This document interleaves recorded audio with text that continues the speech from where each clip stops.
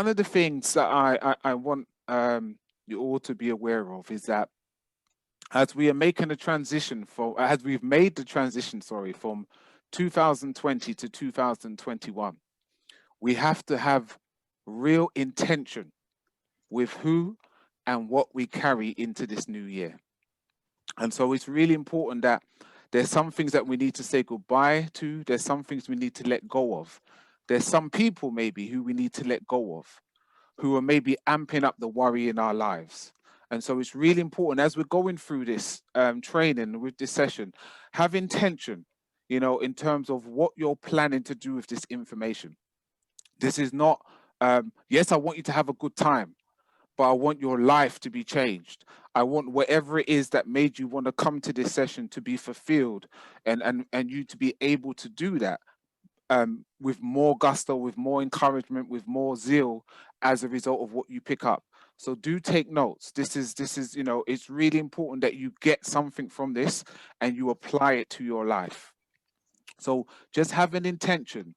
What are the things you need to let go of? What are the people you need to let go of so that you can live this year free and able to fly rather than surviving and existing?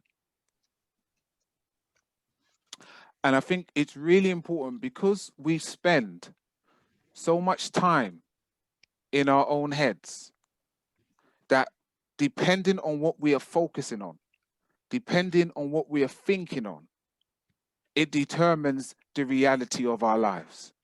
And so if we are thinking about positive thoughts, positive things in our life, and not the dramas, and we're not overthinking, then even in bad situations, we can manage and we can cope. But when we choose to focus on the negative, and when we're overthinking everything, and we're dwelling on the dramas, life can be a scary place. So always remember, where the mind goes, the energy flows. And so it's important that you are focusing on the right things so your energy can be invested in the right way. It's really important that we do that. So, let's get ready to rumble! let's do this. So we're focusing in the beginning part on worry. And so when we're looking at worry, what is it? Basically, when we worry, it means to think about problems that might happen in a way that leaves us feeling anxious or apprehensive. Okay, so that's why we would worry. There's something that's come up, there's a concern, there's a worry, there's a threat, and we're concerned about that, so we think about it. But it's often experienced by individuals as uncontrollable. Okay, where it gets out of hand and out of control, and the worry is controlling us and controlling our lives rather than it just be something we may think on from time to time. And it seems to take on its own life. And there's a reason for that. And that reason is because of the worry chain. Okay, so worry is experienced as a chain of thoughts and images which can progress in increasingly catastrophic and unlikely directions. So what do I mean by that? It means that there's the initial worry or the initial situation, but it forms a chain of links of thoughts, which are often, counterproductive and unrealistic, and thinking of the worst case scenarios. And one of the problems is because the imagination of the mind is so powerful, we have the ability to think on anything and make that manifest. And that can serve us and that can also afflict us at times.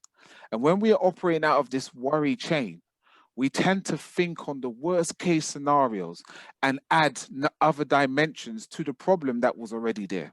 So let me give you an example, okay? Imagine that you're delivering a presentation at work, okay? And presentations or public speaking is not necessarily your forte. It's something that makes you feel anxious and worried, okay? So that's the initial thing. There's a worry because you don't like speaking in front of people, okay? But then you start to operate out of the worry chain of thoughts. So you start to tell yourself there's going to be a lot of people there in the meeting. There's going to be so much people there. Everyone's going to be looking at me. And you start to go with this chain of thoughts, okay?